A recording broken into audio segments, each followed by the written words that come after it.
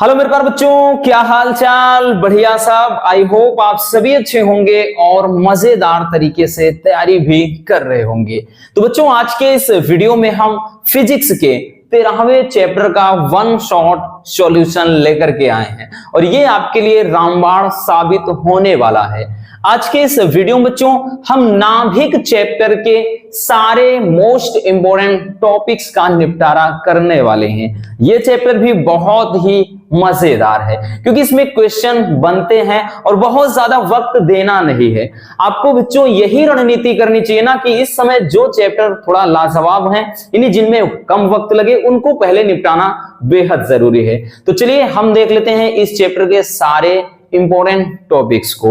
One shot में केवल उन्हीं को देखना है। हम बार बार ये चीज बोलते हैं बच्चों, जो आपके बोर्ड एग्जाम में पूछे जाते हैं। ठीक है, एक्स्ट्रा चीजें अपने को नहीं देखना है कि जिससे दिमाग खराब हो। ठीक है। और हाँ, जो बच्चे बोल रहे हैं कि भाई केमिस्ट्री में एक चैप्टर बचा है, तो परेशान मत रहो रसगुल्लो। आपके कमेंट को हम रेगुलर देखते हैं। एक चैप्टर है तो भाई इसको पहले निपटा दें फिजिक्स को, इसके बाद इसमें भी वही एक बचा और केमिस्ट्री में भी, दोनों का निपटारा होगा। उसके बाद तो भाई महासंग्राम ही होगा। बात समझ में आई? चलिए बच्चों, तो आज हम देख लेते हैं इस चैप्टर के सारे इंपॉर्टेंट टॉपिक को। पहला क्वेश्चन है कि नाभिक की परिभाषा लिखिए। नाभिक क्या है? हालांकि इसको पहले भी हम देख चुके हैं, ठीक है, लेकिन फिर भी यहां पर नाभिक हम देखेंगे, यानी पूरी स्ट्रक्चर देखेंगे, नाभिक की संरचना। ठीक है, नाभिक किसे कहते हैं, ये हमारा क्वेश्चन है। तो ध्यान से समझिएगा बच्चों कि किसी परमाणु के भीतर वह सूक्ष्म स्थान, ठीक, जिसमें परमाणु का समस्त द्रव्यमान तथा धनावेश क्या होता है, संचित होता है, यानी निहित होता है, उस छोटे से भाग को ही क्या बोलते हैं, नाभिक बोलते हैं। ठीक, जैसे हम बताएं बच्चों, जैसे यहां पर, ठीक, ये हमने क्या किया, एक परमाणु ले लिया और इस परमाणु के बीच में एक छोटा सा भाग बना दिया। ठीक, तो इसी भाग को क्या कहेंगे, इसी भाग को बोलते हैं बच्चों नाभिक। ठीक, अब नाभिक में ध्यान से समझना, नाभिक में होता क्या है, तो बच्चों इसमें प्रोटॉन प्लस न्यूट्रॉन होता है। जबकि हमें पता है कि इलेक्ट्रॉन इसके चारों ओर क्या करते हैं, चक्कर काटते हैं। भाई इसके चारों ओर क्या करते हैं, इलेक्ट्रॉन जो है चक्कर काटते हैं, ये चीज हमको भी पता है। और इसमें बच्चों जो प्रोटॉन और न्यूट्रॉन होता है, इनको क्या कहते हैं, तो नाभिक में उपस्थित प्रोटॉन और न्यूट्रॉन को क्या बोलते हैं, तो भाई इनका जो योग होता है वही कहलाता है न्यूक्लियन। ठीक है, उनको क्या कहते हैं, तो न्यूक्लियन। अगर कभी पूछ लिया जाए कि भाई न्यूक्लियन क्या है, ठीक, या फिर न्यूक्लियन की परिभाषा पूछ लिया जाए बच्चों, तो ध्यान से समझना न्यूक्लियन क्या होता है, तो नाभिक में उपस्थित प्रोटॉन तथा न्यूट्रॉन का जो योग होता है, यानी प्रोटॉनों की संख्या न्यूट्रॉनों की संख्या, तो भाई प्रोटॉन प्लस न्यूट्रॉन, इनका जो योग होता है वो क्या कहलाता है, न्यूक्लियन। क्या कहलाता है बच्चों, न्यूक्लियन कहलाता है। इतना याद रखना। बात समझ में आ गई? ठीक है, तो ये हो जाता है आपका नाभिक, और नाभिक में प्रोटॉन प्लस न्यूट्रॉन होता है। प्रोटॉन प्लस न्यूट्रॉन को ही बोलते हैं न्यूक्लियन।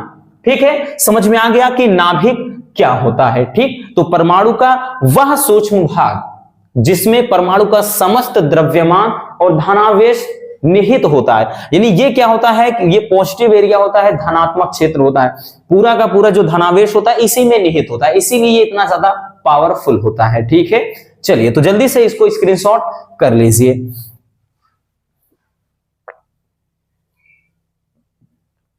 चलिए बच्चों, अब देखते हैं नेक्स्ट टॉपिक को।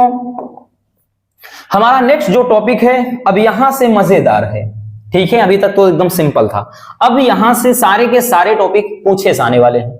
ये बच्चों क्वेश्चन 2023 में ये भी पूछा था कि द्रव्यमान संख्या क्या है और यह परमाणु संख्या से किस प्रकार भिन्न है। इस टाइप का क्वेश्चन, मतलब ऐसे क्वेश्चन पूछा था। ठीक, तो चलिए देख लेते हैं कि द्रव्यमान संख्या क्या है, परमाणु क्रमांक क्या है, एकदम क्लियर हो जाएगा। ध्यान से समझना, रटना नहीं है। हम बार बार ये चीज बोलते हैं क्योंकि फिजिक्स को रट्टा नहीं मारा जा सकता बच्चों, इसे समझते हैं। एक बार समझ लिए, पूरा का पूरा एकदम आसान हो गया। ठीक है, चलिए तो सबसे पहले जान लेते हैं बच्चों कि द्रव्यमान मतलब परमाणु क्रमांक किसे कहते हैं। परमाणु क्रमांक किसे कहते हैं, अब यहां से समझिएगा। ठीक है, थोड़ा समझ लीजिए। हम एक बना लेते हैं कोई सिंबल, कोई सिंबल बना लेते हैं बच्चों। जैसे हमने क्या किया, इधर देख लेते हैं, हमने एक प्रतीक खींच लिया। ठीक है, एक सिंबल मान लेते हैं, कोई परमाणु का प्रतीक है, और यहां पर बच्चों हम ऊपर ए रख ले रहे हैं और यहां पर जेड रख रहे हैं। तो अब समझिएगा कि इनको क्या बोलते हैं, वही चीज अपने को समझना है।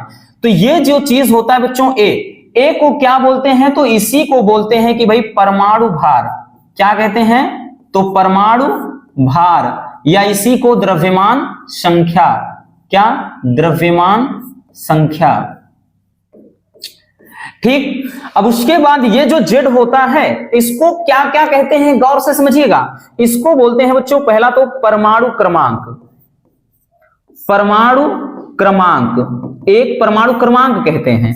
ठीक है। अब यहां पर बच्चों समझिएगा, ये जो परमाणु क्रमांक आपका है, एक मिनट, ये जो परमाणु क्रमांक है, ये जो जेड है, ये किसके बराबर होता है, तो ये P के भी बराबर होता है, और जो P होता है वो E के बराबर। अब समझिएगा कि हमने Z बराबर P बराबर E क्यों लिखा है, समझिए। क्योंकि बच्चों ये चीज ध्यान देना कि जो प्रोटॉन की संख्या होती है, ठीक है, यानी जो प्रोटॉन की संख्या होती है वो इलेक्ट्रॉन के संख्या के बराबर होती है। ठीक। और यानी ये भी बराबर किसके होता है, परमाणु क्रमांक के। तो परमाणु क्रमांक के, तो ये तीनों चीज आपस में एक दूसरे के क्या होते हैं, बराबर होते हैं। ठीक, समझने वाली चीज है, क्योंकि ये चीज क्या है बच्चों, ये जो आपका दर्शाया गया है, ठीक, ये x क्या है, एक सिंबल है, प्रतीक है, किसी परमाणु का प्रतीक है। तो ये जो ऊपर लिखा होता है उसको क्या बोलते हैं, परमाणु भार या फिर द्रव्यमान संख्या। जो नीचे लिखा होता है इसको परमाणु क्रमांक बोलते हैं, और जो परमाणु क्रमांक है वो प्रोटॉनों की संख्या के बराबर और ये इलेक्ट्रॉनों की संख्या की, यानी ये तीनों चीज अगर पूछा जाए तो तीनों एक ही समझिए होता है। अब परिभाषा बोल रहा है कि परमाणु क्रमांक क्या है, तो परिभाषा देखिएगा, किसी परमाणु में उपस्थित इलेक्ट्रॉनों की संख्या को ही, अभी क्या है, हमने यही तो बताया कि जो प्रोटॉन है बराबर किसके, इलेक्ट्रॉन के। ठीक, प्रोटॉन बराबर है इलेक्ट्रॉन के और इलेक्ट्रॉन बराबर है परमाणु क्रमांक के। तो कह रहा है कि किसी नाभिक में उपस्थित इलेक्ट्रॉनों की, तो भाई किसी नाभिक में उपस्थित इलेक्ट्रॉनों की संख्या को ही क्या बोलते हैं, परमाणु क्रमांक कहते हैं। और आगे देखिए बच्चों, इलेक्ट्रॉनों की जो संख्या होती है वो परमाणु के नाभिक में उपस्थित प्रोटॉनों की संख्या के बराबर होती है, यानी जो इलेक्ट्रॉनों की संख्या होती है वो प्रोटॉनों के भी बराबर होती है। यही चीज तो बताया गया। ठीक है, ये चीज समझ में आ गया, बहुत जरूरी है बच्चों, इसलिए बोल रहे हैं, ये समझना बेहद जरूरी है। ठीक, ये चीज। अब उसके बाद द्रव्यमान संख्या, तो द्रव्यमान संख्या यानी परमाणु भार। तो परमाणु भार कैसे पता चलता है, जब प्रोटॉन हो गया और न्यूट्रॉन, नाभिक में न्यूट्रॉन, दोनों का योग हो जाता है। जब प्रोटॉन में हम न्यूट्रॉन जोड़ देते हैं, ठीक है, तो परमाणु में उपस्थित इलेक्ट्रॉनों, अरे भाई गलती है, ये गलत है बच्चों, यहां पर न्यूट्रॉन होगा, ध्यान समझना, ये न्यूट्रॉन होगा, न्यूट्रॉन होगा रसगुल्लों, कि किसी परमाणु में उपस्थित न्यूट्रॉनों की संख्या तथा प्रोटॉनों की संख्या के योग को द्रव्यमान संख्या कहते हैं। मतलब क्या है द्रव्यमान संख्या, तो द्रव्यमान संख्या को भाई परमाणु भार यानी इससे किससे दर्शाते हैं, तो अभी हमने देखा ए से, और एक ऐसे निकलेगा कि जब नाभिक में भाई कह रहा है कि प्रोटॉनों की संख्या यानी P प्लस न्यूट्रॉनों की संख्या n, यानी P प्लस n इसके बराबर होगा, तब जाकर के भाई हमारा क्या निकलता है, परमाणु भार या द्रव्यमान संख्या। कुछ समझ में आया, नहीं समझ में आया, डोंट वरी, एक एग्जांपल के थ्रू समझिए, पूरा क्लियर हो जाएगा। जैसे हम क्या करते हैं, एक ले लेते हैं कि Na, सोडियम का भाई परमाणु क्रमांक कितना होता है, 11, परमाणु भार कितना, 23। अब समझिएगा, पूरा लॉजिक क्लियर हो जाएगा। परिभाषा क्या बताया कि परमाणु क्रमांक क्या है, ये जो नीचे लिखा जाता है इसको परमाणु क्रमांक कह लो बच्चों, या इलेक्ट्रॉन की संख्या कह लो, या फिर प्रोटॉन की संख्या कह लो। हमने यही तो बताया कि किसी नाभिक में, ठीक, जो कोई भी नाभिक है मतलब परमाणु है, तो किसी भी परमाणु में उपस्थित बच्चों किसके, इलेक्ट्रॉनों की संख्या को ही परमाणु क्रमांक कहते हैं, और जो इलेक्ट्रॉन होता है वो प्रोटॉनों की संख्या के बराबर होता है, आगे कह रहा है। अब फिर उसके बाद ये चीज पूछा, ये क्या है, द्रव्यमान संख्या। और द्रव्यमान संख्या कैसे निकलेगा कि जब प्रोटॉन में न्यूट्रॉन जोड़ देंगे, और मान लेते हैं कि भाई हमें न्यूट्रॉन पता ही नहीं है। अब जैसे इसमें पूछ लिया कि न्यूट्रॉन अगर पूछ ले तो कैसे निकालोगे, तो भाई इसी फार्मूले से तो निकालेंगे हम। न्यूट्रॉन अगर पूछ रहा है तो न्यूट्रॉनों की संख्या बराबर इसमें से इसको घटा देंगे, तो यानी परमाणु भार और परमाणु भार में हम क्या करेंगे, तो जो आपके प्रोटॉनों की संख्या है, या फिर इसी को बच्चों क्या कह लो, या फिर परमाणु क्रमांक, या फिर इलेक्ट्रॉन कह लो, जब ये माइनस करेंगे, क्योंकि ये तीनों चीज एक ही है। ठीक, ये तीनों चीज एक ही है, हम यही बार बार आपको बता रहे हैं। ठीक है, तो ये यहां से क्या हो जाएगा, न्यूट्रॉनों की संख्या निकल आएगी। ठीक, तो यही कहने का मतलब आपको कंफ्यूज नहीं होना है, सीधी सी बात है बच्चों कि जो नाभिक में प्रोटॉन की संख्या हो या इलेक्ट्रॉन की संख्या हो, वही उसका परमाणु क्रमांक है। और जब हम प्रोटॉनों में न्यूट्रॉन जोड़ देंगे, न्यूट्रॉन और प्रोटॉन को जोड़ देंगे, तब परमाणु भार या द्रव्यमान संख्या निकल आएगी। बस सीधी सी बात है, और कुछ भी नहीं है। ठीक है, चलिए जल्दी से इसको भी स्क्रीनशॉट कर लीजिए।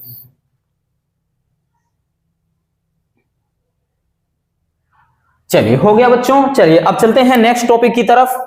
हमारा अगला टॉपिक क्या है देखते हैं। हमारा नेक्स्ट टॉपिक है एक एएमयू किसे कहते हैं। तो ये भी काफी इंपॉर्टेंट है, ये भी बच्चों काफी ज्यादा इंपॉर्टेंट है। एक एएमयू किसे कहते हैं। ठीक, एक AMU, AMU atomic mass unit, परमाणु मात्रक द्रव्यमान, हिंदी में क्या कहते हैं, परमाणु मात्रक द्रव्यमान बोलते हैं। तो एक एएमयू किसे कहते हैं, तो आगे कह रहा है कि एक एएमयू क्या है और इसका किग्रा में से, मतलब किग्रा से क्या संबंध है, यानी किलोग्राम से इसका क्या संबंध है, और इसका मान MeV में ज्ञात कीजिए। ठीक है, यानी समझिए आपके 3 क्वेश्चन बन गए। एक तो एक एएमयू किसे कहते हैं, दूसरा एक एएमयू का किलोग्राम से क्या संबंध होता है, तीसरा एक एएमयू का मान MeV में ज्ञात कीजिए। तो चलिए सबको निपटाते हैं। चलिए देखिए बच्चों, परमाणु मतलब कार्बन परमाणु के द्रव्यमान के 12वें भाग को एक एएमयू कहते हैं। ठीक है, एक एएमयू कहते हैं। अब ध्यान से समझना बच्चों, एक एएमयू एटॉमिक मास यूनिट, एक एएमयू बराबर 1.66 गुणे 10 के घात माइनस 27 केजी होता है। ठीक है, ये क्या होता है, इसका किलोग्राम से संबंध हो गया, एक एएमयू का किलोग्राम से संबंध हो गया। अब ये जो भाई इतना मान है, ये द्रव्यमान क्षति के रूप में है। तो हम द्रव्यमान ऊर्जा समीकरण डेल्टा E बराबर बच्चों क्या हो जाएगा, डेल्टा M इंटू सी स्क्वायर। तो इस फार्मूले की मदद से हम क्या निकालेंगे भाई, इस फार्मूले से हम निकाल लेते हैं इसका मतलब MeV में मान। MeV में मान निकालने के लिए क्या करेंगे, तो डेल्टा E बराबर, ये डेल्टा M के रूप में समझिए द्रव्यमान क्षति है, तो 1.66 गुणे 10 के घात माइनस 27, ये केजी में है। तो गुणे C क्या है बच्चों, प्रकाश की चाल, तो 3 गुणे 10 के घात 8 इतने का वर्ग हो जाएगा। ठीक, तो ये हो जाएगा 1.66 गुणे 10 के घात माइनस 27, और ये हो गया बच्चों 9 गुणे 10 के घात कितना, 16। ठीक, तो इसको लिखेंगे बच्चों कितना, 9 छक 54 की हो गया, 4 हासिल 5, और 9 छक 54 और 54 5 कितना हो गया, तो 59 की 9 हासिल 6 हो गया, 9 कम 9, 9 6 14, ये 14 हो गया। तो भाई 2 अंक के बाद दशमलव यहां लग गया, गुणे 10 के घात कितना, तो ये घटाएंगे बच्चों भाई 27 में से 11 गए, कितना हो जाएगा माइनस का, मतलब सॉरी 27 में से ये 16 घटाना है, तो भाई ये माइनस का कितना 11 हो गया। या फिर इसको सही से लिखना चाहेंगे तो कितना लिख सकते हैं, 1.494 गुणे 10 के घात कितना लिख सकते हैं, क्योंकि जब भी हम आगे मतलब दशमलव आगे ले जाते हैं तो आगे ये घात में एक प्लस 1 होता है, तो ये 10 के घात माइनस 10 हो जाएगा। भले एक जोड़ेंगे लेकिन ये क्या हो जाएगा, घटेगा ही। तो इतना आ गया आपका। ठीक, डेल्टा E बराबर, ठीक, ये जूल में, ये जूल में आया है। अब इसका मान क्या किसमें निकालना है बच्चों, ये जूल में आया है, तो हम MeV में बोल रहे हैं ना, तो सबसे पहले हम क्या करेंगे भाई इसको, ठीक, ये डेल्टा E बराबर, तो सबसे पहले इसका क्या करते हैं 1.494, ठीक, 494 हो गया, गुणे 10 के घात माइनस 10 है। ठीक, तो इलेक्ट्रॉन वोल्ट में बदल लेते हैं। सबसे पहले इलेक्ट्रॉन वोल्ट में बदलने के लिए 1.6 गुणे 10 के घात माइनस 19 का भाग लगाएंगे। ठीक, तो डेल्टा E बराबर कितना हो जाएगा, डेल्टा E बराबर बच्चों ये हो जाएगा, काट लेते हैं कितना, तो भाई 16 छक्के 96 हो जाएगा। ठीक है ना, कितना, और उसके बाद भाई ज्यादा बार जाएगा, 16 8 128, 16 9 144। ठीक, तो ये आ जाएगा 0.9 हो गया। ठीक, 0.9 9 हो गया, और उसके बाद 16 दूनी 32, 16 तिया 48, 16 कम 16 गुणे 10 के घात।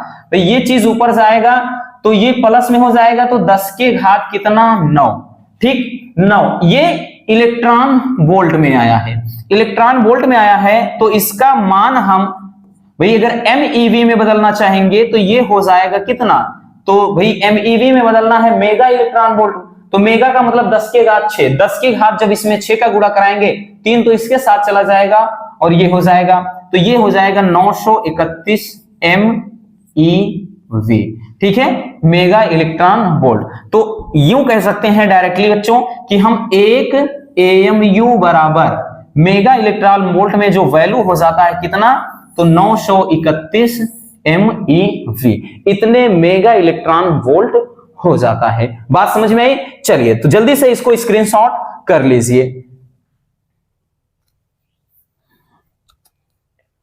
चलिए बच्चों हो गया। चलिए अब चलते हैं नेक्स्ट टॉपिक की तरफ। चलिए अब देखते हैं नेक्स्ट क्वेश्चन। हमारा नेक्स्ट क्वेश्चन क्या है? नेक्स्ट क्वेश्चन है बच्चों समस्थानिक, ठीक, समस्थानिक, समभारिक तथा समन्यूट्रॉनिक को उदाहरण सहित समझाइए। और इनमें से एक तो जरूर आएगा, 100 में 100%, गारंटी के साथ कह रहा हूं रसगुल्लों की, 100 में 100% इनमें से कोई एक तो देगा ही देगा, इसमें कोई दो राय नहीं है, ठीक, क्योंकि ये टॉपिक ही काफी लाजवाब है, सरल है लेकिन मजेदार है।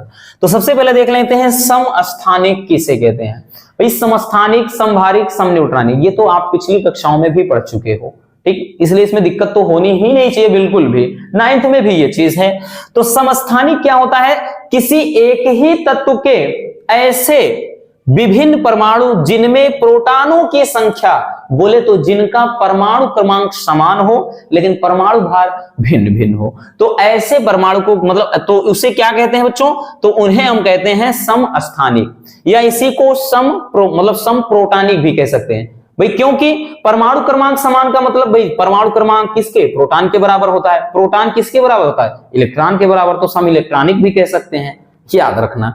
तो वही चीज बोल रहा है, किसी एक ही तत्व के ऐसे विभिन्न परमाणु जिनमें प्रोटॉनों की संख्या यानी परमाणु क्रमांक समान हो, ठीक, तो उसे क्या कहते हैं? सिंपल से भाषा में समस्थानिक कहते हैं। जैसे बच्चों हम एक एग्जांपल ले लेते हैं किसका? हाइड्रोजन के समस्थानिक का, ठीक। तो एक एग्जांपल के थ्रू भाई लिखते हैं, एक एग्जांपल ले लेते हैं हम किसका?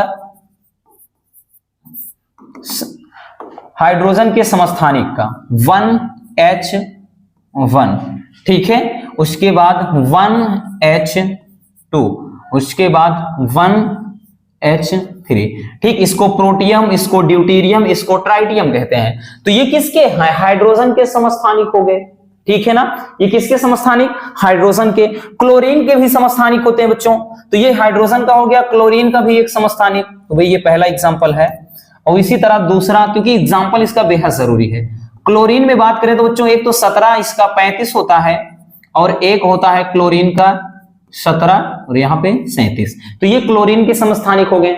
और यहाँ पर एक बात खास ये होती है कि ये एक ही तत्व के, यानी एक ही तत्व के समस्थानिक होंगे, अलग अलग नहीं होते हैं। एक ही तत्व के ऐसे नाभिक मतलब ऐसे परमाणु जिनमें प्रोटॉनों की संख्या या फिर परमाणु क्रमांक कह ले समान हो, उनको अपन क्या बोलते हैं? समस्थानिक। तो इसमें भी देख रहे हैं भाई ये 17 है, इसमें सबके प्रोटॉन है या फिर परमाणु क्रमांक है वो क्या? एक ही एक है इसमें, ठीक, तो समस्थानिक हो गया। अब दूसरा है कि समभारिक किसे कहते हैं? समभारिक, अब की बार भाई नाम से ही पता चल रहा है, समभारिक जिसमें परमाणु भार समान हो। तो लिखेंगे ऐसे नाभिक जिनमें परमाणु भार समान लेकिन परमाणु क्रमांक भिन्न भिन्न हो जाएं, तो उनको क्या बोलते हैं? समभारिक कहते हैं, ठीक है, उनको क्या कहते हैं? समभारिक। जैसे बच्चों हम हाइड्रोजन का एक समस्थान मतलब एक तो 1H3, जैसे इसका एक ले लिया, और एक हीलियम का होता है 2He, उसके बाद यहाँ पे 3 भी होता है। तो इसमें आप देख रहे हैं कि दोनों के क्या हैं भाई? दोनों के परमाणु भार अब की बार बराबर हैं, ठीक। तो ये आपका एक एग्जांपल हो गया। जैसे दूसरा एग्जांपल लिखना चाहेंगे बच्चों तो एक कार्बन का भी होता है, ठीक, कार्बन 6 का एक 14 होता है, और नाइट्रोजन का देखिएगा, नाइट्रोजन 7 होता है और यहाँ पे 14 होता है। तो ऊपर देखिएगा, ठीक, ऊपर देखिएगा बच्चों, अब की बार परमाणु भार कह रहा है, क्योंकि कह रहा है कि परमाणु भार, ये देखिए परमाणु भार समान हो लेकिन परमाणु क्रमांक भिन्न भिन्न हो। तो अब की बार परमाणु क्रमांक इसका 1 है, इसका 2, लेकिन परमाणु भार बच्चों इसका 3 है, इसका 3, तो समभारिक हो गया। इसमें भी देख रहे हैं परमाणु क्रमांक 6 और 7 है, लेकिन परमाणु भार क्या है, दोनों बराबर 14-14 है, तो ये समभारिक। समझ में आया? समस्थानिक क्या होते हैं? जिनके परमाणु क्रमांक समान हो समस्थानिक, और जिनके परमाणु भार समान हो समभारिक। तो क्लियर हो गया? चलिए तो जल्दी से स्क्रीनशॉट कर लीजिए इसको।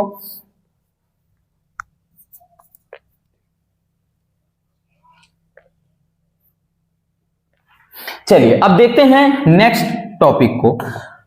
अगला टॉपिक है कि सम न्यूट्रॉनिक किसे कहते हैं। सम न्यूट्रॉनिक क्या है? ध्यान से देखिए बच्चों, सम न्यूट्रॉनिक नाम ही भाई नाम से ही पता चल रहा है, सम यानी समान, न्यूट्रॉनिक यानी न्यूट्रॉन। ठीक, तो ऐसे नाभिक जिनमें न्यूट्रॉनों की संख्या समान हो उन्हें क्या बोलते हैं? सम न्यूट्रॉनिक कहते हैं। ऐसे नाभिक जिनमें न्यूट्रॉनों की संख्या समान हो उनको क्या बोलते हैं बच्चों? सम न्यूट्रॉनिक कहते हैं। ठीक, अगर एक एग्जांपल ले लें तो भाई एक एग्जांपल के थ्रू, ठीक है ना, एग्जांपल जैसे ले लें तो हम जैसे सोडियम का ले लेते हैं। ठीक भाई, Na सोडियम का कितना होता है? तो परमाणु क्रमांक 11 होता है। ठीक, और उसके बाद परमाणु भार कितना होता है? 23 होता है। इसी तरह भाई हम ले लेते हैं कि मैग्नीशियम, मैग्नीशियम 12 परमाणु क्रमांक, ठीक, और जबकि परमाणु भार कितना होता है? 24 होता है। अब सम न्यूट्रॉनिक क्यों हुए, चलिए वो बताते हैं।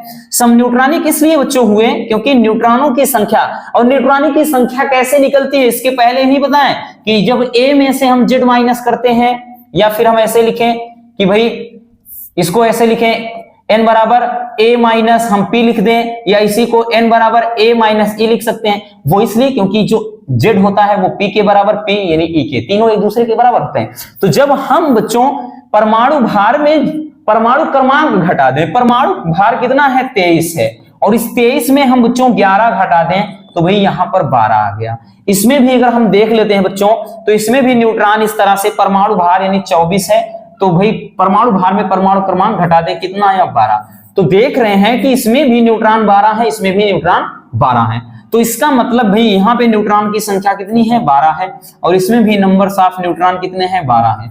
इसलिए बच्चों ये क्या हो गए? सम न्यूट्रॉनिक। बात समझ में? न्यूट्रॉन की संख्या कैसे निकलती है? तो जब परमाणु भार में, या फिर द्रव्यमान संख्या कह लें, परमाणु भार में हम क्या कर दें? परमाणु क्रमांक घटा दें, ठीक है, तो हमारा न्यूट्रॉन निकल आता है। तो इसीलिए इसको बोलते हैं सम न्यूट्रॉनिक। वो इसलिए क्योंकि बच्चों इसमें न्यूट्रॉनों की संख्या समान है। क्लियर हो गया? चलिए अगला क्वेश्चन है कि नाभिक की त्रिज्या, आकार एवं घनत्व लिखिए। ठीक है ना, छोटा सा टॉपिक है कि नाभिक की त्रिज्या क्या होती है। ठीक है, तो सबसे पहले हम लिखेंगे बच्चों नाभिक की त्रिज्या। पहला टॉपिक कि नाभिक की त्रिज्या, नाभिक की त्रिज्या।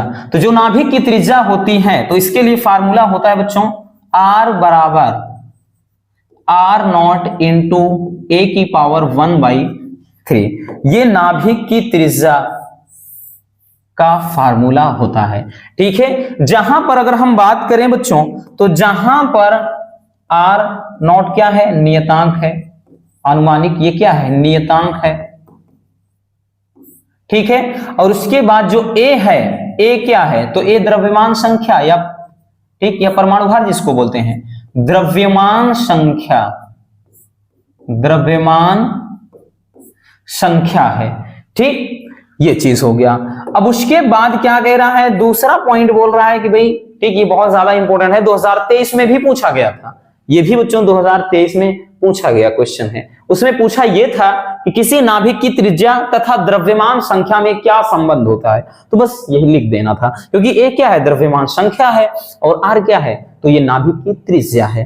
ठीक है, चलिए अब उसके बाद नाभिक का आकार। तो भाई नाभिक का आकार कैसा होता है? ठीक, तो नाभिक का आकार कैसा होता है बच्चों? तो नाभिक का जो आकार होता है वो प्रायः, ध्यान से देखिएगा, वो प्रायः गोलाकार होता है। ठीक, गोलाकार, तो जनरली गोलाकार होता है, लेकिन कुछ केसेस में, मतलब कुछ ही ऐसे होते हैं कि जिनका आकार थोड़ा मतलब डिफरेंट हो जाता है, यानी मान के चलिए 5 से 10%, नहीं तो मे भी मतलब सबका सब बच्चों मतलब जितने परमाणु होते हैं उनका जनरली जो शेप होता है यानी आकार होता है वो गोलाकार। परमाणु क्या होता है? गोलाकार ही होता है। ठीक है, तो हम अपवाद को नहीं देखेंगे, जो हमारा मेन फैक्टर है हम उस पर बात करेंगे ना, अपवाद को नहीं लेकर चलेंगे। तीसरी चीज बोल रहा है कि भाई नाभिक का डेंसिटी कितना होता है? घनत्व। तो मतलब ध्यान से समझना, नाभिक का घनत्व क्या होता है? ठीक, सामान्यतः सभी परमाणु के नाभिक का घनत्व एक समान होता है। सभी परमाणु के नाभिक का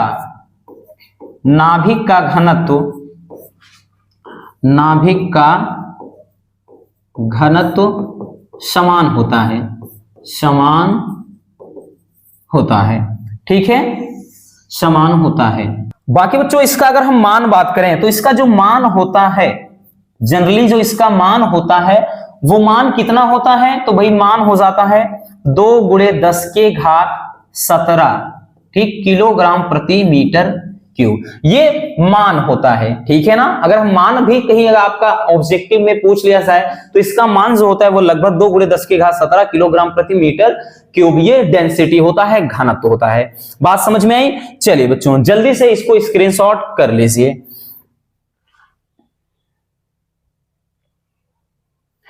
चलिए हो गया, छोटे छोटे टॉपिक हैं लेकिन इंपॉर्टेंट है, बार बार ये चीज कह रहे हैं बच्चों। अगला है मजेदार क्वेश्चन। ठीक है, ये क्वेश्चन भी बच्चों 2023 में पूछा गया है।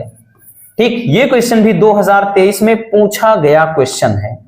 कह रहा है कि सिद्ध कीजिए कि नाभिकीय द्रव्य का जो डेंसिटी है यानी घनत्व है सभी नाभिकों के लिए समान होता है। ठीक है, ये आपको प्रूव करना है या फिर घनत्व के लिए आपको फार्मूला निकालना है। चलिए देखिएगा, अब हमें पता है बच्चों, ठीक, सबसे पहले हम निकालेंगे कि नाभिक का आयतन। अब नाभिक का आयतन क्या होता है? तो सबसे पहले हम भाई नाभिक का वॉल्यूम यानी आयतन निकालेंगे। तो नाभिक का जो आयतन होता है बच्चों, V बराबर होता क्या है?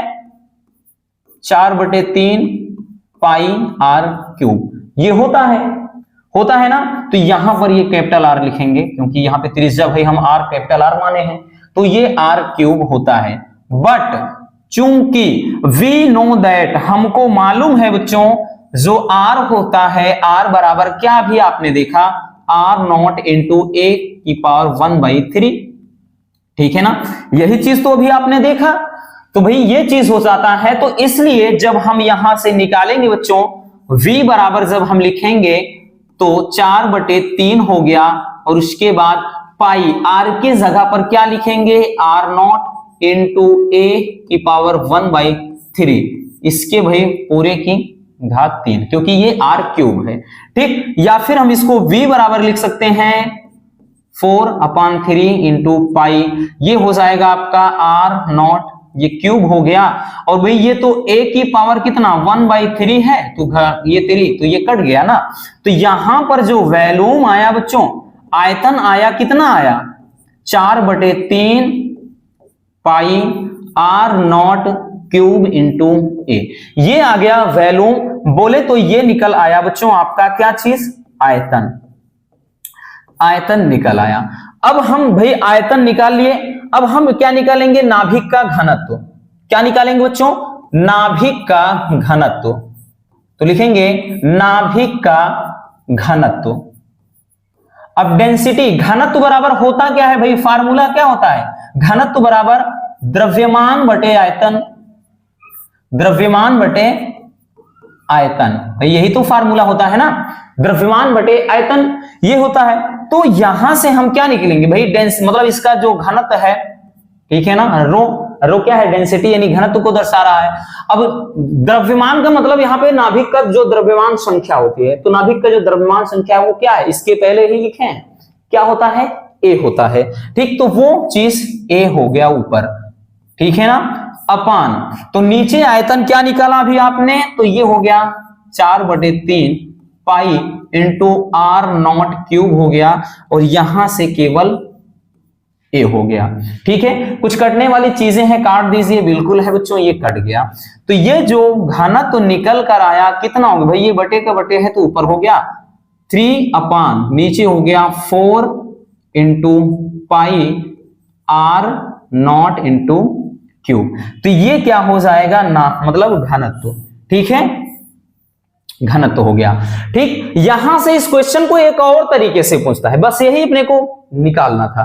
क्वेश्चन ये पूछता है बच्चों, इसको जब पूछेगा तो एक और तरीके से पूछता है, उस तरीकों को भी पूछ चुका है उसको। ठीक है, क्या पूछा है वो बताइए, बता रहे हैं। उसमें पूछता है कि सिद्ध कीजिए कि नाभिक का जो घनत्व है वो द्रव्यमान, नाभिक के द्रव्यमान संख्या पर निर्भर नहीं करता है। तो यहां पर हमने द्रव्यमान का निपटारा तो यहीं पर कर दिया। तो देख रहे हैं कि जो नाभिक का घनत्व है वो द्रव्यमान पर निर्भर नहीं कर रहा है। ठीक है, तो यही चीज हमें क्या करना था, निकालना था। ठीक, तो बहुत ही सिंपल है, बहुत ज्यादा आपको टेंशन लेने की जरूरत है नहीं। सबसे पहले भाई हमने आयतन निकाला और भाई ये फार्मूला हो जाता है। यहां पर क्या किया, कुछ भी नहीं किया बच्चों, ये एक फार्मूला होता है कि घनत्व बराबर क्या होता है, द्रव्यमान बटे आयतन होता है। उस वही फार्मूले से हमने क्या निकाल लिया, इसका डेंसिटी यानी घनत्व निकाल लिया। ठीक है, चलिए तो जल्दी से इसको भी स्क्रीनशॉट कर लीजिए।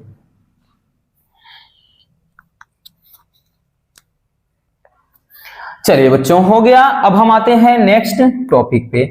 हमारा नेक्स्ट टॉपिक क्या है, नाभिकीय बल किसे कहते हैं।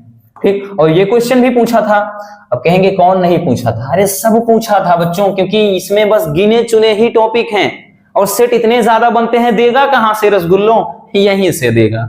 ठीक है, तो नाभिकीय बल किसे कहते हैं और इसकी विशेषताएं लिखिए। तो इसके बारे में हम कई बार बता चुके हैं। नाभिकीय बल होता क्या है, क्या होता है नाभिकीय बल। ठीक है, चलिए देखते हैं बच्चों नाभिकीय बल क्या है। ये आपका एटम हो गया परमाणु। ठीक है, परमाणु हो गया और ये आपका क्या हो गया, न्यूक्लियस हो गया, बोले तो नाभिक। और इस नाभिक में है क्या, प्रोटॉन प्लस न्यूट्रॉन है ना, ये नाभिक हो गया, है ना। ये क्या है बच्चों, ये है नाभिक। ठीक, ये नाभिक है और ये आपका एक कोई परमाणु है और इसमें है प्रोटॉन प्लस न्यूट्रॉन। नाभिकीय बल, नाभिक का मतलब इसमें, ठीक है ना। तो परमाणु के नाभिक में लगने वाला जो बल होता है नाभिकीय बल, एकदम सरल शब्दों में। या फिर ये कह लें बच्चों कि परमाणु के भीतर नाभिक में उपस्थित वह बल जो प्रोटॉनों और न्यूट्रॉनों को बांधे रखता है, उस बल को ही क्या कहते हैं, नाभिकीय बल कहते हैं। ठीक है, हमने क्या बताया बच्चों, तो परमाणु के भीतर नाभिक में उपस्थित वह बल जो प्रोटॉनों तथा न्यूट्रॉनों को आपस में बांधे रखता है, उसी बल को अपन क्या कहते हैं, नाभिकीय बल। तो भाई परिभाषा में तो वही चीज लिखेंगे ना कि किसी परमाणु के नाभिक में उपस्थित वह बल जो प्रोटॉन तथा न्यूट्रॉन को बांधे रखता है, यानी न्यूक्लियनों को क्या करता है, बांधे रखता है, उसी बल को अपन बोलते हैं नाभिकीय बल। अब नाभिकीय बल की जो विशेषताएं हैं, चलिए वो देखते हैं। नाभिकीय बल की विशेषताएं, तो ये बल तीव्र आकर्षण बल होते हैं। भाई आकर्षण बल होंगे तभी तो एक दूसरे को बांध रखेंगे, नहीं तो प्रतिकर्षण होगा तो एक दूसरे से हट जाएंगे। ठीक है, दूसरा है बच्चों कि इन बलों को तीव्रता बहुत, मतलब इन बलों की जो तीव्रता होती है वो बहुत अधिक होती है, वे इसी कारण ये एक दूसरे से तेजी से बंधे होते हैं। तीसरा है कि ये बल विद्युत बल नहीं होते हैं, यानी ये एक क्या हो, वैद्युत बल नहीं होते हैं। ठीक है, नेक्स्ट है कि ये बल आवेश पर निर्भर नहीं रहते हैं, यानी इन पर कोई आवेश नहीं होता है। ठीक, ये आवेश पर निर्भर नहीं होते हैं। तो ये है नाभिकीय बल और इसकी विशेषताएं। बहुत ही प्यारा सा टॉपिक है, चलिए जल्दी से इसको भी स्क्रीनशॉट कर लीजिए। चलिए बच्चों, हो गया। चलिए हम आते हैं नेक्स्ट टॉपिक पर। अब हमारा अगला टॉपिक क्या है, हमारा अगला टॉपिक है बच्चों कि आइंस्टीन का द्रव्यमान ऊर्जा समीकरण लिखिए। आइंस्टीन का द्रव्यमान ऊर्जा समीकरण क्या होता है। ठीक है, तो देखिए इसको भी हम पिछली कक्षाओं में पढ़ चुके हैं। तो जो आइंस्टीन का द्रव्यमान ऊर्जा समीकरण क्या कहता है कि इस समीकरण के अनुसार या आइंस्टीन के अनुसार सभी पदार्थों में उनके द्रव्यमान के कारण, यानी उनके भार के कारण भी उनमें कुछ ऊर्जा होती है। ठीक है ना। द्रव्यमान के कारण क्या होती है, ऊर्जा होती है, और इस ऊर्जा को व्यक्त करने के लिए आइंस्टीन ने एक समीकरण दिया। इसी समीकरण को क्या कहते हैं, द्रव्यमान ऊर्जा समीकरण कहते हैं। अब वो समीकरण क्या था बच्चों, तो वो समीकरण था डेल्टा ई बराबर, ठीक है ना, डेल्टा एम इंटू सी स्क्वायर, ठीक, ये चीज। या फिर अगर जैसे डेल्टा एम तो द्रव्यमान क्षति होता है, बाकी इनका जो नियम था वो था ई बराबर एम सी स्क्वायर, ठीक। तो ये द्रव्यमान ऊर्जा समीकरण था इनका ई बराबर एम सी स्क्वायर, ये द्रव्यमान ऊर्जा समीकरण होता है। यहां पर एम क्या है, तो भाई देखिए ई क्या है, एम क्या है, सी क्या है, सबके बारे में जानना बेहद जरूरी है बच्चों, ठीक। तो भाई ई क्या होता है, तो ये उत्पन्न ऊर्जा है। एम क्या है, तो भाई ये द्रव्यमान है, ठीक, पदार्थ का क्या है बच्चों, द्रव्यमान है। सी क्या है, तो भाई प्रकाश की चाल है, क्या है बच्चों, प्रकाश की चाल है, ठीक। ये चीज होता है ई बराबर एम सी स्क्वायर। जब इसी को बच्चों द्रव्यमान क्षति के रूप में लिखते हैं तब उसको डेल्टा ई बराबर डेल्टा एम इंटू सी स्क्वायर लिखते हैं, जैसे इसके पहले हमने लिख रखा है। बात समझ में आई? चलिए तो जल्दी से इसको स्क्रीनशॉट कर लीजिए। चलिए बच्चों हो गया। अब चलते हैं नेक्स्ट टॉपिक की तरफ। हमारा नेक्स्ट टॉपिक क्या कह रहा है, चलिए देखते हैं। कह रहा है कि नाभिकीय विखंडन क्या है, और उदाहरण सहित आपको समझाना है, और साथ ही साथ नाभिकीय संलयन को भी समझाना है, ठीक है।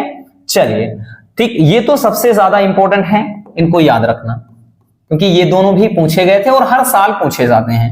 कभी कभार तो इसको लॉन्ग में 3 नंबर में पूछ लेता है, कभी कभार भाई भूले भटके शिविर में चले जाते हैं, यानी 5-5 नंबर में इसको पूछा गया दोनों मिला करके।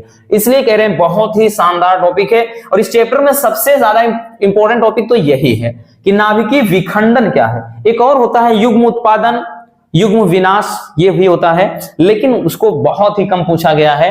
बाकी आप अगर भाई उसको देखना चाहते हैं देख लेना। बाकी ये तो सबसे ज्यादा इंपॉर्टेंट है कि नाभिकीय विखंडन क्या है। विखंडन का मतलब होता है बच्चों टूटना, ठीक, और एग्जाम्पल सहित आपको समझाना है। तो ध्यान समझिएगा कि जब किसी भारी नाभिक पर न्यूट्रॉनों की बौछार कर दें या न्यूट्रॉनों की बमबारी कर दें तो वो 2 हल्के नाभिकों में टूट जाता है, ठीक। इसी घटना को अपन क्या बोलते हैं, नाभिकीय विखंडन कहते हैं। तो ये सबसे ज्यादा जरूरी होता है इसका एग्जाम्पल, ठीक है। तो सबसे पहले भाई क्या बोल रहा है उसको देखिए कि जब किसी भारी नाभिक पर न्यूट्रॉन की बमबारी करते हैं तो वह 2 समान हल्के नाभिकों में, लगभग भाई उनका जो द्रव्यमान होता है वो बराबर ही होता है, तो 2 समान हल्के नाभिकों में टूट जाता है। इस प्रक्रिया को ही नाभिकीय विखंडन कहते हैं, ठीक। जैसे क्या किया हमने, यूरेनियम ले लिया, तो भाई यूरेनियम हो गया 92 और 235, यूरेनियम 92 235। इस पर हमने क्या किया बच्चों, न्यूट्रॉनों की बौछार कर दिया। ये न्यूट्रॉन का सिंबल है, न्यूट्रॉनों की क्या किया, बमबारी कर दिया हमने। तो जब न्यूट्रॉनों की बमबारी करते हैं तो ये 2 हल्के नाभिकों में टूट जा रहा है, ठीक है। ये हल्के नाभिकों में टूट रहा है। एक तो बच्चों यहां पर मान लेते हैं ये बेरियम, ठीक, बेरियम, तो 56 144 हो गया, बेरियम के एक नाभिक में टूट जा रहा है। और दूसरा ये क्रिप्टॉन के नाभिक में, ठीक है, दूसरा ये Kr यानी क्रिप्टॉन के नाभिक में टूट जा रहा है, और ये 89, ठीक है ना, इतना हो गया, ठीक। अब उसके बाद अब यहां पर और क्या बचेगा, क्योंकि देखिएगा बच्चों इसके द्रव्यमान देखें तो ये भाई 235 और 1 है तो 236 हो गया, लेकिन अगर इसको हम ऐड करेंगे तो इधर 3 है, 3 कम है, तो यहां पर जो होगा बच्चों 3 न्यूट्रॉन, ठीक, ये 3 न्यूट्रॉन यहां पर हो जाएगा। और इसमें जो द्रव्यमान क्षति होती है साथ में क्या निकलेगा बच्चों, साथ में यहां पर ऊर्जा, ठीक, ये साथ में ऊर्जा का उत्पादन होता है। और इसमें जो द्रव्यमान क्षति होती है वही द्रव्यमान क्षति ऊर्जा के रूप में परिवर्तित हो जाती है। तो सबसे ज्यादा इंपॉर्टेंट जो बच्चों इन दोनों टॉपिक में है वो क्या है, आपका एग्जाम्पल है। इस बात का ध्यान देना, दोनों में एग्जाम्पल है। नाभिकीय विखंडन परिभाषा से ज्यादा इंपॉर्टेंट आपका क्या है, वो है एग्जाम्पल। याद रखना इस चीज को कि वही चीज कह रहा है कि भाई यूरेनियम का एक भारी नाभिक है, ठीक है, तो हमने क्या किया, यहां पर एक यूरेनियम का नाभिक है, एक मिनट, ये यूरेनियम का एक नाभिक है। तो यूरेनियम के नाभिक पर जब न्यूट्रॉनों की बमबारी किया गया तो ये बेरियम और क्रिप्टॉन के दो हल्के नाभिकों में टूट गया। ठीक है, चलिए अब उसके बाद क्या है बच्चों, दूसरा है कि नाभिकीय संलयन किसे कहते हैं। संलयन का मतलब जुड़ जाना, इसको भी एग्जांपल के साथ आपको समझाना है। तो नाभिकीय संलयन, अब की बार संलयन का मतलब जुड़ना, कि जब इसी का अपोजिट, जब दो या दो से अधिक हल्के नाभिक मिल करके एक भारी नाभिक का निर्माण कर दे, देन ये प्रक्रिया क्या कहलाएगी, नाभिकीय संलयन। संलयन का मतलब जुड़ना, क्योंकि बच्चों इसमें क्या होता है, दो या दो से हल्के, मतलब दो या दो से अधिक हल्के नाभिक मिलकर के एक भारी नाभिक बना देते हैं, जबकि इसमें एक भारी नाभिक टूट करके दो हल्के नाभिकों में टूट जा रहा है। तो यहां पर क्या लिखेंगे, जब दो या दो से अधिक हल्के नाभिक संयुक्त होकर, यानी वही मिलकर एक भारी नाभिक का निर्माण करते हैं, देन इस प्रक्रिया को क्या कहते हैं बच्चों, नाभिकीय संलयन कहते हैं। तो चलिए इसका एग्जांपल देखते हैं। ठीक, जैसे इसमें सबसे पहले क्या हुआ कि हाइड्रोजन के, ठीक, प्रोटियम के दो हल्के नाभिक, तो ये प्रोटियम के दो हल्के नाभिक जैसे जुड़ रहे हैं, तो भाई ये प्रोटियम के क्या है, दो हल्के नाभिक, प्रोटियम के बच्चों दो हल्के नाभिक आपस में मिल करके क्या करते हैं, एक ड्यूटेरियम के भारी नाभिक का निर्माण कर रहे हैं। तो यहां पर एक ट्राइटियम नाभिक का निर्माण होता है और साथ में बच्चों आपका एक हाइड्रोजन यानी प्रोटियम बन जाता है, और साथ में क्या होता है कि भाई ऊर्जा उत्पन्न होती है। लेकिन ये बच्चों ये प्रक्रिया दो चरणों में होती है नाभिकीय संलयन की। इसमें उसके बाद होता क्या है, फिर से ये जो आपका ये बना है ट्राइटियम, ठीक है ना, ट्राइटियम का जो ये नाभिक होता है, ये फिर से बच्चों आपके एक ड्यूटेरियम के नाभिक से संयुक्त हो करके, कि ड्यूटेरियम के ये नाभिक से जब संयुक्त होता है तो ये फिर से आपका क्या बनाता है, तो ये आपका बनाता है हीलियम का एक भारी नाभिक, तो 2He4 हो जाता है। तो हीलियम के एक भारी नाभिक का निर्माण करता है। साथ में बच्चों क्योंकि ये 3 2 5, इसमें भाई 3 2 5 हो गए, नीचे तो 1 1 2, तो यहां पर फिर उसके बाद एक न्यूट्रॉन बाहर निकल जाता है और साथ में यहां पे अपार ऊर्जा उत्पन्न होती है। ठीक है, याद रखना। तो ये हो जाता है नाभिकीय विखंडन और नाभिकीय संलयन। चलिए जल्दी से इसको स्क्रीनशॉट कर लीजिए। चलिए बच्चों हो गया।